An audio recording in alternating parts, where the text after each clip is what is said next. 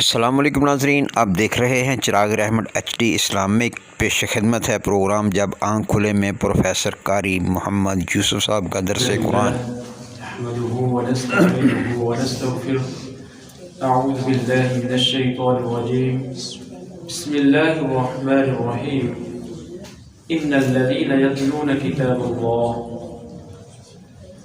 قرآن مجید پر ایمان یہ ہے کہ ہم اس بات کو تسلیم کریں، اس بات پر یقین رکھیں کہ اللہ رب العزت کا پاک کلام جبریل علیہ السلام کے ذریعے اللہ کے پیارے نبی جناب محمد صلی اللہ علیہ وسلم پر نازل ہوا، اور اس کی تلاوت باعث ثواب ہے، اور یہ انسانیت کے لیے ایک رہنمائی ہے، مومنوں کے لیے، متقین کے لیے، جو ہماری منزل یعنی جنت وہاں تک پہنچنے کے لیے ایک رہنما کتاب ہے۔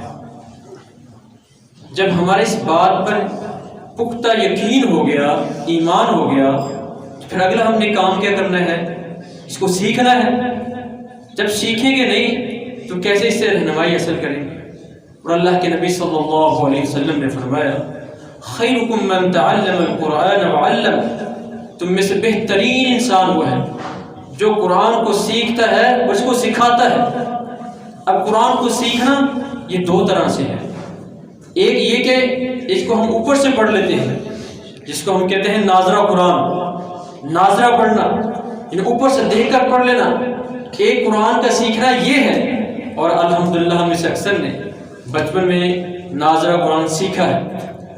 اور دوسرا اس کا سیکھنا یہ ہے، اس کو ترجمے کے ساتھ سیکھا جائے تاکہ پتہ چلے کہ یہ جو ہدی للناس یا ہدی للمتقین، کہ یہ جو ہدایت کی کتاب ہے، رہنمائی کی کتاب ہے، اس میں اللہ نے ہمیں کیا ہدایت، کیا رہنمائی عطا فرمائی ہے، یہ ہمیں تب پتہ چلے گا جب ہم اس کو ترجمے کے ساتھ، اس کے معانی مفاہیم کو سمجھ کر جب سیکھیں گے تو تب ہمیں اس کا پتہ چلے گا۔ تو یہ دونوں طرح سے سیکھنا یہ ضروری ہے۔ اگر کوئی یہ کہے کہ میں نے صرف ناظرہ ہی پڑھنا ہے، صرف میرے لیے یہی کافی ہے، تو پھر وہ اس کے جو اندر تدبر ہے، غور و فکر ہے، جو رہنمائی ہے، وہ اس سے وہ دور ہو جائے گا۔ اگر کوئی یہ کہے کہ میں نے صرف اس کا ترجمہ ہی پڑھنا ہے، بعض لوگ اس وقت ایسے بھی ہیں، وہ کہتے ہیں کہ تلاوت کرنے کی ضرورت ہی نہیں ہے، ترجمہ پڑھ لیں، یہ ہدایت کی کتاب ہے، تو یہ بھی ٹھیک نہیں ہے۔ تو اللہ رب العزت قرآن مجید میں فرماتے ہیں، ان الذین یتلون کتاب اللہ، بے شک وہ لوگ جو قرآن مجید کی تلاوت کرتے ہیں، یہ تلاوت کرنے کا ذکر ہے قرآن مجید میں۔ اور اللہ کے نبی صلی اللہ علیہ وسلم نے فرمایا کہ قرآن مجید کو پڑھا کرو، اس کی تلاوت کیا کرو، فإنہ یأتی شفیعا لأصحابہ، قیامت کے دن یہ اپنے پڑھنے والے، تلاوت کرنے والے کے لیے سفارشی بن کر رہے گا۔ تو اس لیے اس کی تلاوت کرنا، اس کو غور و فکر کے ساتھ پڑھنا یہ ضروری ہے۔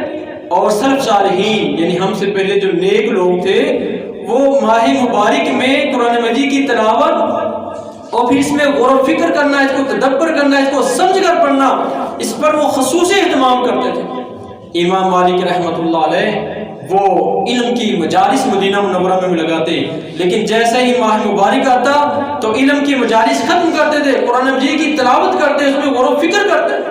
اور بعض ایسے سلف صالحین میں سے، نیک لوگوں میں سے تھے جو قرآن مجید کی تلاوت کرتے اور 10 دن میں قرآن مجید ختم کرتے، بعض ایسے تھے جو 7 دن میں قرآن مجید کی تلاوت کو ختم کرتے، اور بعض ایسے تھے جو 3 دن میں قرآن مجید کو مکمل کر لیتے تھے، یعنی اتنا قرآن مجید کو پڑھتے تھے، لیکن وہ دونوں طریقے سے پڑھتے تھے، یعنی تلاوت بھی کرتے تھے اور اس کو سمجھتے بھی تھے۔ اور 3 دن سے کم اللہ کے نبی صلی اللہ علیہ وسلم نے قرآن مجید کو مکمل کرنے سے منع فرمایا۔ تو اس کا بیسیکل ایک مقصد ایک تو یہ ہے کہ ہم اپنے آپ پر اپنی بوجھ نہ ڈال لیں کہ ہم نے 1 دن میں ہی ختم کرنا ہے یا 2 دن میں ختم کرنا ہے، تو یہ انسان اپنے آپ کو ازمائش میں سے ڈال سکتا ہے، اس لیے 3 دن مقرر کیے۔ دوسرا یہ ہے کہ 3 دن میں جب انسان تلاوت قرآن مجید پڑھے گا، کرے گا، تو اس میں غور و فکر بھی کرے گا۔